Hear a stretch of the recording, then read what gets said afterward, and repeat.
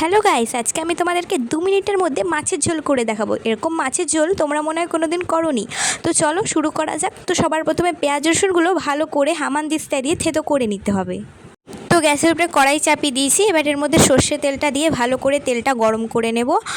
তেলটা প্রচুর পরিমাণে গরম হয়ে গেছে। এরপর মাছ ভাজাগুলো এর মধ্যে দিয়ে গরম করে নেব। মাছগুলো ভালোভাবে একদম গরম হয়ে গেছে। এবার এগুলোকে তুলে নেব। কড়ার মধ্যে আবারও সর্ষের তেল দিয়ে নিচ্ছি, কারণ এরপরে পেঁয়াজ রসুনগুলো এর মধ্যে ভাজা করব। তো দেখো কড়ার মধ্যে আমি পেঁয়াজ রসুন দিয়ে দিয়েছি এবং শুকনো লঙ্কাও দিয়েছি। তো আমি বলে দিই, পেঁয়াজগুলো কুচি করেছিলাম এবং রসুনগুলো আস্তে আস্তেই ছিল।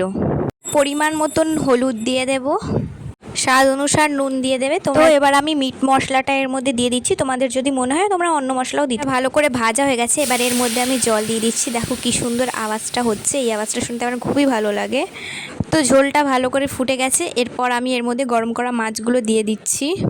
মাছগুলো দেওয়ার পরে আমি এবার এটা ঢাকা দিয়ে দিচ্ছি এবং গ্যাসের আঁচটা বাড়িয়ে দিচ্ছি, যাতে এটা ভালো করে ফুটে যাক। এই দেখো বন্ধুরা, মাছের ঝোলটা কমপ্লিট হয়েই গেছে।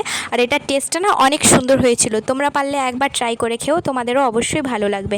আর যদি তোমাদের ভিডিওটা ভালো লেগে থাকে তাহলে অবশ্যই লাইক কমেন্ট শেয়ার করে দিও, আর প্লিজ সাবস্ক্রাইব করে দিও। বাই।